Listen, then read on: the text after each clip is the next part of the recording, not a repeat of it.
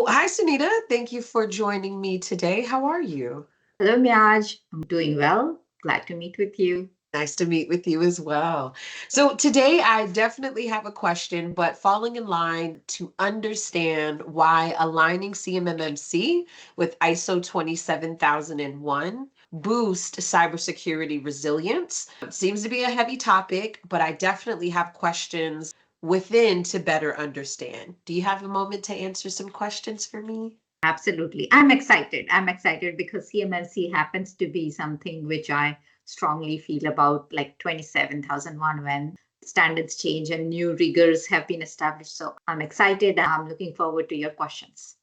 Perfect. Okay. Well, the first one I do want to ask, in what ways do CMMC and ISO 27001 work together to strengthen a company's cybersecurity defense? In a lot of way, because if you look at the requirements of the controls, whether you look at 27,001 or CMMC, they are all looking at certain controls within a certain scope and trying to reduce the risk. So they are both risk based. They're both going to look at the risk to the organization, the scope per se, and trying to protect the information, whether that be your CUI information, whether that be sensitive information. It's all around security. The alignment is basically around the controls, as I mentioned. What CMMC does not consider is the mandatory requirements, and 27,001 does. So that's the major difference. So alignment is on the controls. There are 93 controls in 27,001. There are about high level, there are 110, and breakdown is 274 for breakdown of those high 110 additional layers that's coming out for level 2 is 274. So there is a whole lot of alignment.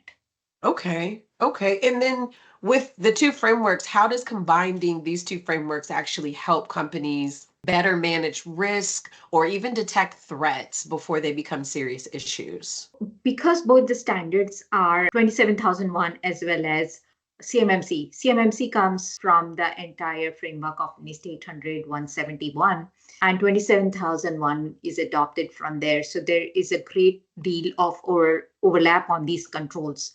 And what happens when there is an overlap, that give or take, if you were to consider the previous standard for 27,001, it was one-to-one mapping. Now the one-to-one mapping is little changed, but it's 93 controls. So all these standards are built on the same requirements from NIST 800 171. So that makes it very consistent in able to address the requirements. So organizations are much more benefited when they do the same alignment of implementation cycles, because the requirements can be could be handled. The same requirements is addressed.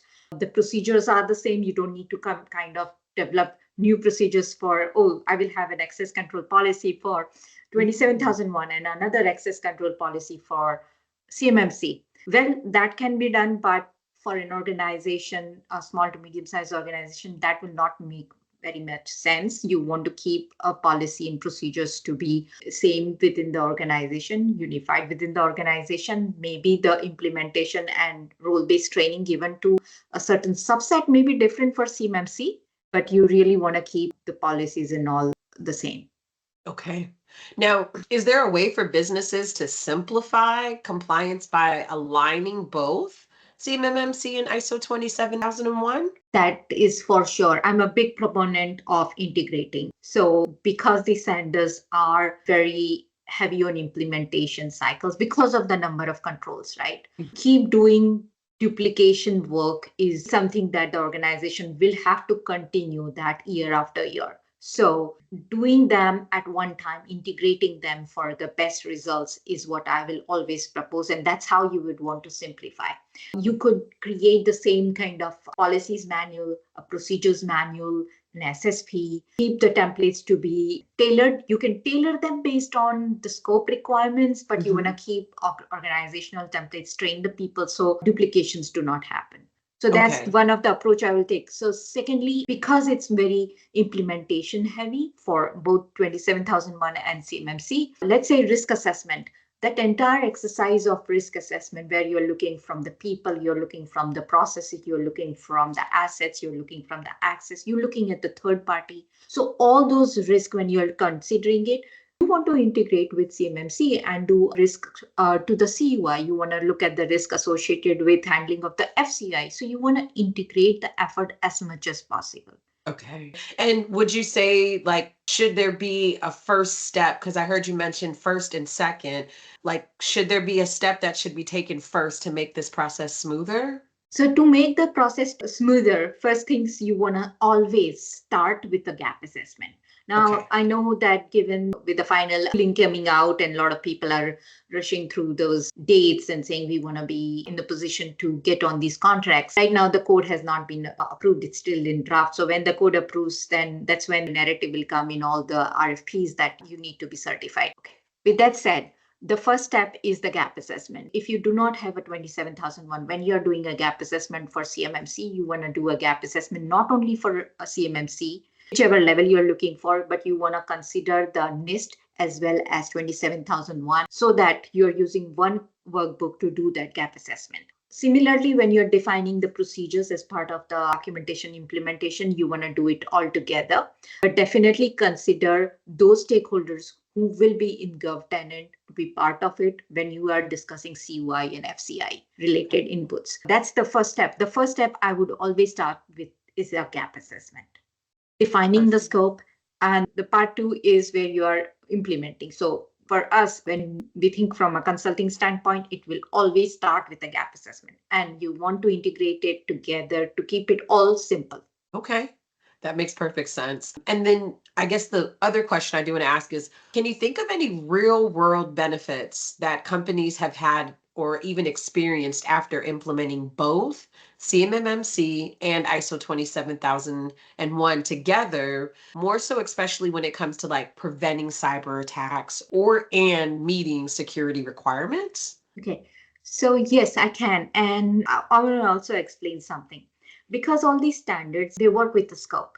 And both the standards, CMMC or N27001, is about keeping information secure. The type of information that CMMC is more interested is in CUI or CUI or FCI. CMM in 27001 is a generic information, and you define the types of or the categories of information that you handle. Most of the clients that we work with are in government contracting, and hence we see a lot of people requesting this information. So the real world benefit that you see is infrastructure that currently, as they are being updated, as well as the features that are use cases that are defined for the development platforms, or that can be a app that's getting developed, or some features are added to an existing software. Any of these activities, there is more and more use of different AI tools because that's how market is evolving.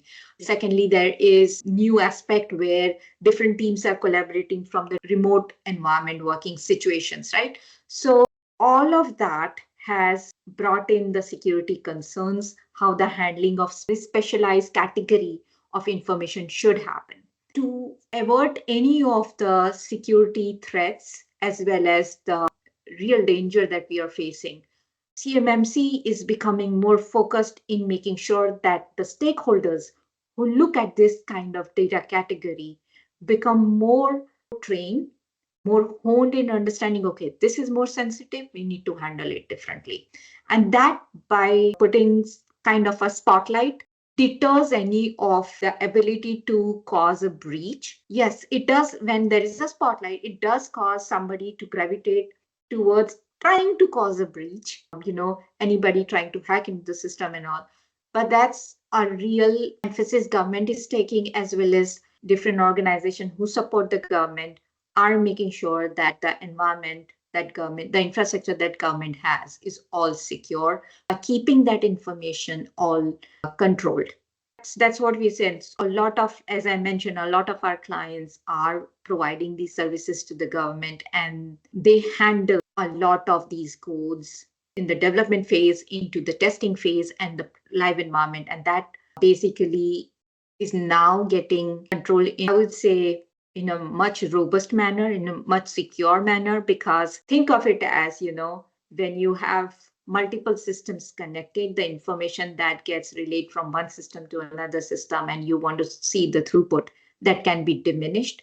But when the systems that are connected, communicating, are all into the Gov environment now, the throughput is not going to be compromised. There is not going to be information that is someone is going to handle a certain way. Everybody within the framework will be handling it in a very consistent way. And that's the core similarity between all these standards. That is going to be the consistent way everything gets handled. Seems like a real world situation to me. Awesome. Yes, it is. Perfect. Well, thank you so much. You brought great insight. I better understand with the help of answering those questions. But yeah, most importantly, thank you for your time, Sunita. Absolutely, my pleasure. Until next Bye. time. Bye.